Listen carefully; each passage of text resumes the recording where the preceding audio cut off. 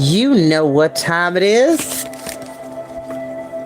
Gotcha. Yes! Yes! Get into it! Get into it! Yes, honey! We're back! We're back with another installment of Storytime with Chris. As I always say, you don't have to watch these videos when they go live.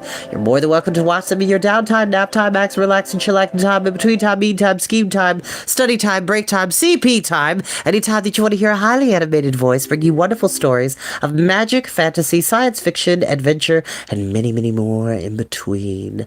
So I wasn't feeling that musical choice, but we're going to switch it up to something a little different and go from there. Actually, this works. Oh yeah, this is appropriate because we're about to enter into the forest. So yeah, we need some foresty sounds in our story.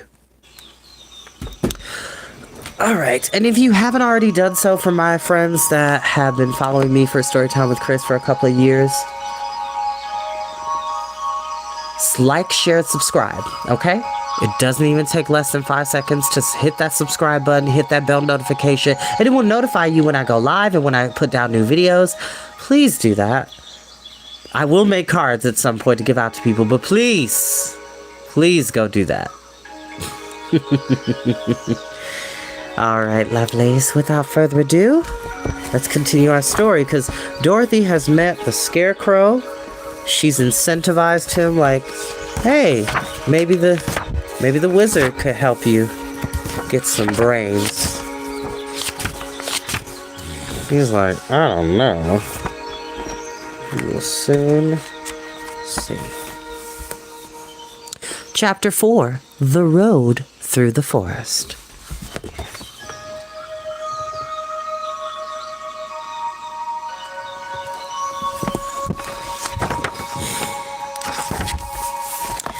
After a few hours, the road began to be rough, and the walking grew so difficult that the Scarecrow often stumbled over the yellow brick, which were here very uneven. Sometimes, indeed, they were broken or missing altogether, leaving holes that Toto jumped across and Dorothy walked around.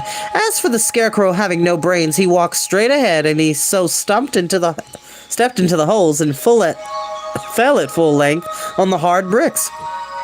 It never hurt him, however, and Dorothy would pick him up and set him up upon his feet again, while he joined her in laughing merrily at his own mishap. The farms were not nearly so well cared for as they were farther back. There were fewer houses and fewer fruit trees, and the farther they went, the more dismal and lonesome the country became. At noon, they sat down by the roadside near a little brook, and Dorothy opened her basket and got out some bread. She offered a piece to the Scarecrow, but he refused. I'm not very hungry, he said, and it's a lucky thing I am not, for my mouth is only painted, and if I should cut a hole in it so I could eat, the straw and stuff would come out, and that would spoil the shape of my head. Dorothy saw at once that this was true, so she only nodded and went on eating her bread. Tell me something about yourself and the country you came from, said the Scarecrow when she had finished her dinner. So she told him all about Kansas, and how gray everything was, and how the cyclone had carried her to this queer land of Oz. The Scarecrow listened carefully and said, I cannot understand why you should wish to leave this beautiful country and go back to the dry, gray place you call Kansas. That is because you have no brains, answered the girl. No matter how dreary and gray our homes are, we people of flesh and blood would rather live there than in any other country, be it ever so beautiful. There is no place like home. Okay, that phrase came from this book, as it should.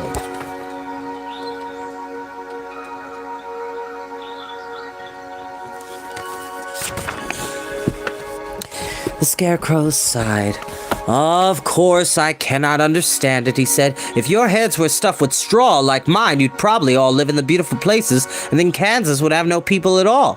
It is fortunate for Kansas that you have brains. Won't you tell me a story while we are resting? Asked the child. The Scarecrow looked at her reproachfully and answered, My life has been so short that I really know nothing whatever. I was only made day before yesterday. What happened in the world before that time is all unknown to me. Luckily, when the farmer made my head, one of the first things he did was to paint my eyes, so that I heard my ears so that I heard what was going on. There was another munchkin with him, and the first thing I heard was the farmer saying, "How do you like those ears?" "They aren't straight," answered the other. "Never mind," said the farmer, "their ears are just the same," which was true enough. "Now I'll make the eyes," said the farmer. So he painted my right eye, and as soon as he was finished, I found myself looking at him and everything around me with a great deal of curiosity, for this was my first glimpse of the world. "It's a rather pretty eye," remarked the munchkin who was watching the farmer. "Blue paint is just the color for the eyes." "I think I'll make the other a little bigger," said the farmer, and then when the second eye was done, I could see much better than before. He made my nose and my mouth, and I did not speak, because at the time I didn't know what a mouth was for. I had the fun of watching them make my body and my arms and legs, and when they fastened on my head at last, I felt very proud, for I thought I was just as good a man as anyone. "This fellow will scare the crows fast enough," said the farmer. "He looks like a man." "Why, he is a man," said the other, and I quite agreed with him. The farmer carried me under his arm to the cornfield and set me up on a tall stick where you found me. He and his friends soon after walked away and left me alone.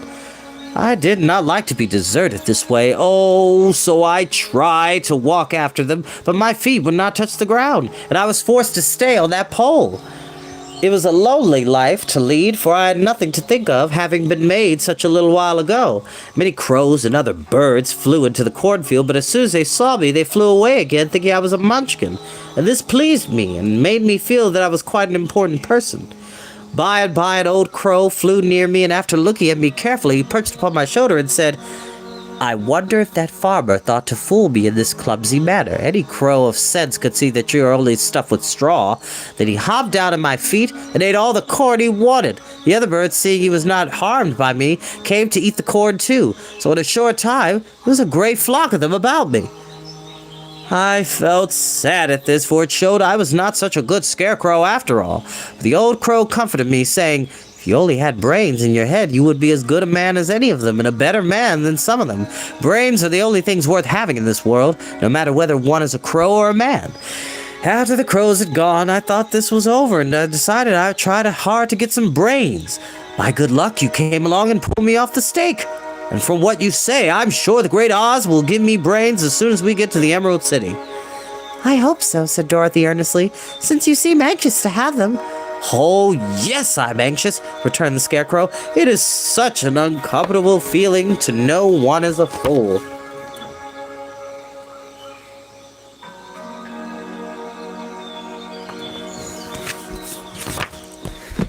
"Well," said the girl, "let us go." And she handed the basket to the Scarecrow. There were no fences at all, but the road sign now, and the land was rough and untilled. Towards evening they came to a great forest where the trees grew so big and close together that their branches met over the road of yellow brick. It was almost as dark under the trees, for the branches shut out the daylight, but the travelers did not stop and went on into the forest. "If this road goes in, it must come out," said the Scarecrow, "and as the Emerald City is at the other side of the road, we must go wherever it leads us." "Anyone would know that," said Dorothy. "Certainly, that's why I know it," returned the Scarecrow. "If it required brains to figure it out, I never should have said it." After an hour or so, the light faded away and they found themselves stumbling along in the darkness. Dorothy could not see at all, but Toto could, for some dogs could see very well in the dark, which is very true, even though cats are technically better at seeing in the dark.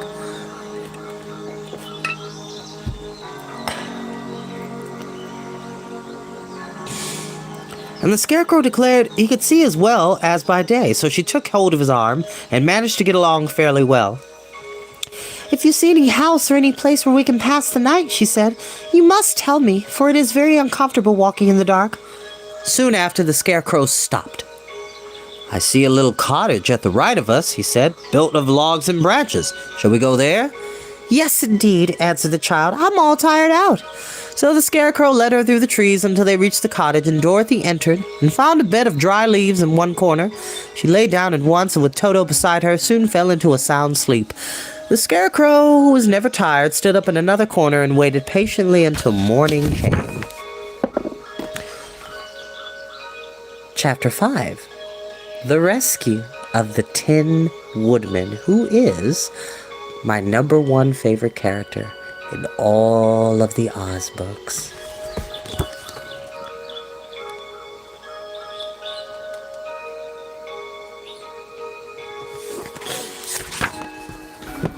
When Dorothy awoke, the sun was shining through the trees, and Toto had long been chasing birds and squirrels. She sat up and looked around her.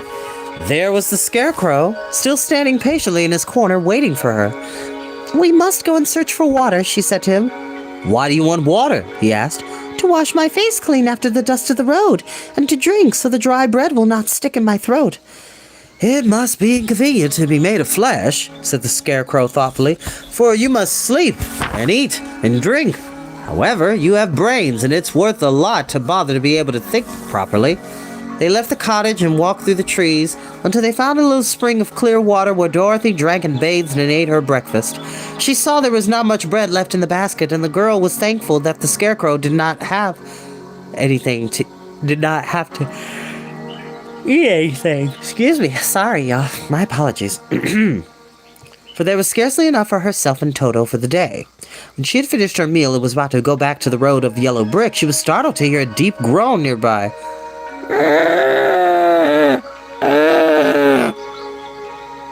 "What was that?" she asked timidly. "I cannot imagine," replied the Scarecrow, "but we can go and see."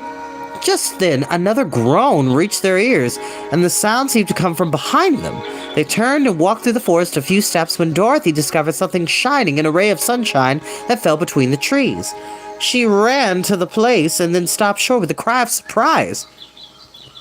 One of the big trees had been partly chopped through, and standing beside it with an uplifted axe in his hands was a man made entirely of tin.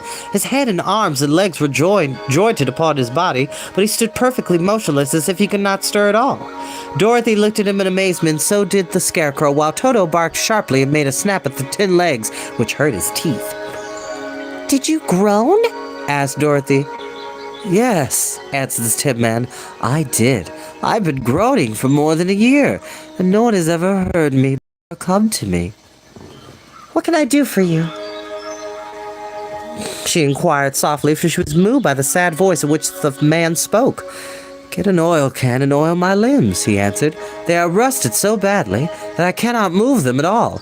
If I am well enough oiled, I shall soon be all right again. You'll find an oil can on a shelf in my cottage." Dorothy at once ran back to the cottage and found the oil can, and then she returned and asked anxiously, "Where are your joints?" "Oil my neck first," replied the Tin Woodman. So she oiled it, and as it was quite badly rusted, the Scarecrow took hold of the tin head and moved it gently from side to side until it worked freely, and then the man could turn it himself.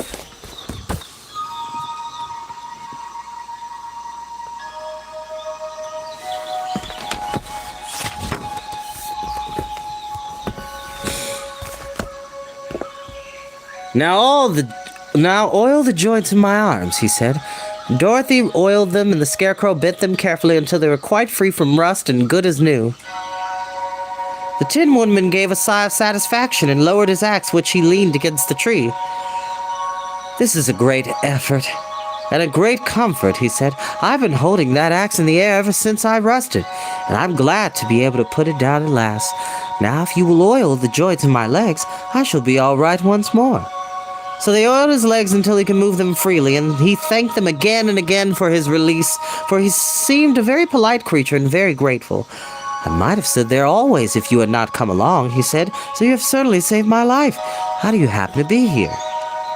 "We're on our way to the Emerald City to see the Great Oz," she answered, "and we stopped at your cottage to pass the night." "Why do you wish to see Oz?" he asked. "I want him to send me back to Kansas, and the Scarecrow wants him to put a few brains into his head," she replied. The Tin Woodman appeared to think deeply for a moment. Then he said, "Do you suppose Oz could give me a heart?" "Why, I guess so," Dorothy answered. "It'd be so easy as to give the Scarecrow brains."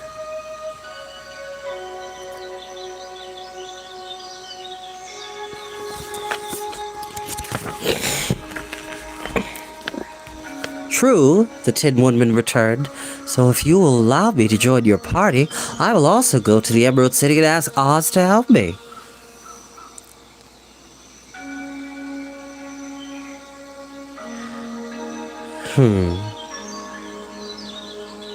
When a man's an empty kettle, he should be on his mettle. and yet I'm torn apart. I could speak with the sparrows and the boy that shoots the arrows. If I only had a heart, I'd be tender, I'd be gentle, and awful sentimental regarding love and art. Picture me a balcony above a voice sings low. Wherefore art thou, Romeo? I'd hear a beat. How sweet just to register emotion, jealousy, devotion, and really feel the part. I'd be hip, I'd be chipper, and I'd lock it with the zipper. If I only had a heart. Kind of got some of the lyrics mixed up, but that's okay. We'll do better next time.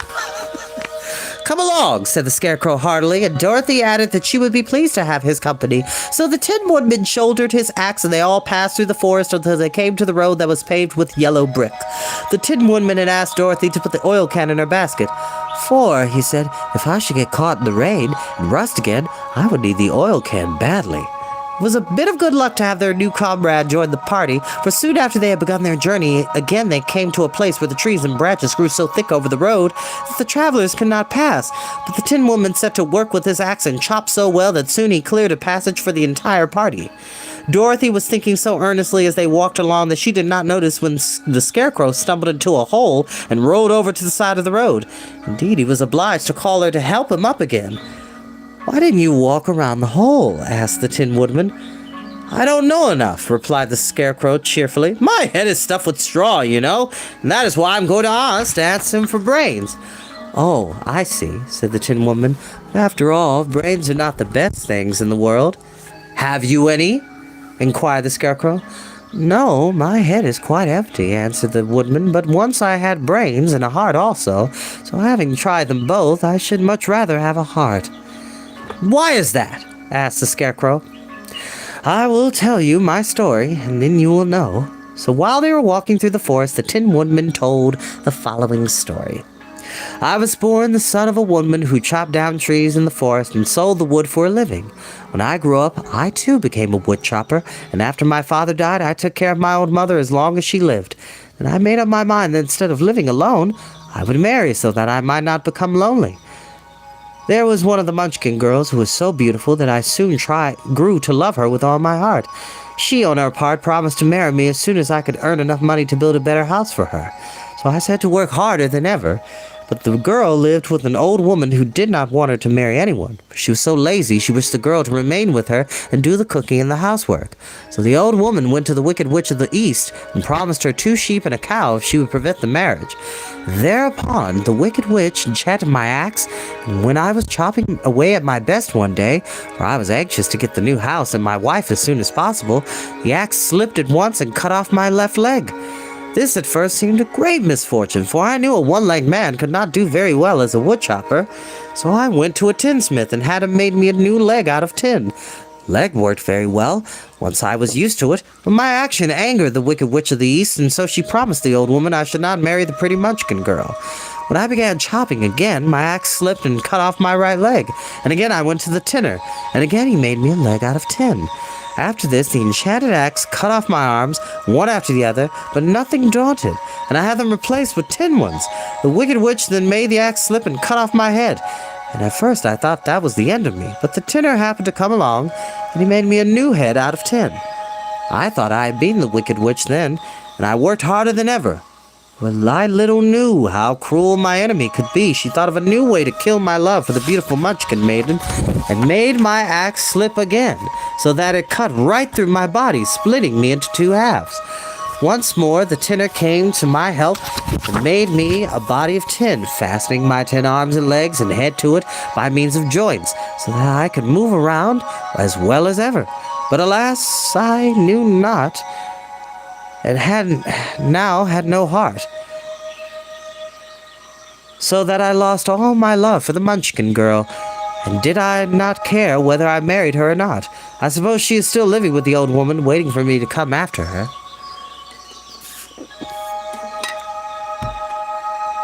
My body shone so brightly in the sun that I felt very proud of it. It did not matter now if my axe slipped, for it could not cut me. There was only one danger, that my joints would rust, but I kept an oil can in my cottage and took care to oil myself whenever I needed it. However, there came a day when I forgot to do this, and being caught in a rainstorm, before I thought of the danger, my joints had rusted, and I was left to stand in the woods until you came to help me. It was a terrible thing to undergo, but during the year I stood there, I had time to think that the greatest loss I had known was the loss of my heart. While I was in love, I was the happiest man on earth. But no one can love who has not a heart, and so I am resolved to ask Oz to give me one.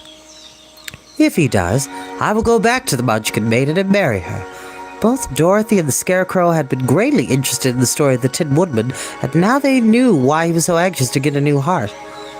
All the same, said the Scarecrow, I shall ask for brains instead of a heart, for a fool would not know what to do with a heart if he had one. I shall take the heart, returned the Tin Woodsman, for brains do not make one happy, and happiness is the best thing in the world. Dorothy did not say anything, for she was puzzled to know which of her two friends was right, and she decided if she could only get back to Kansas and Aunt Em, and it did not matter so much whether the Woodman had no brains and the Scarecrow no heart, or each got what he wanted. What worried her most was that the bread was nearly gone, and another meal for herself and Toto would empty the basket. To be sure, neither the Woodman nor the Scarecrow ever ate anything, but she was not made of tin nor straw. It could not live unless she was fed.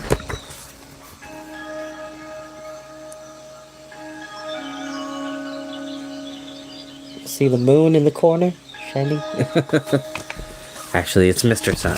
It kind of looks like the man in the moon, but it's not. And now, we shall bid you a good afternoon. That is where we will ending for today.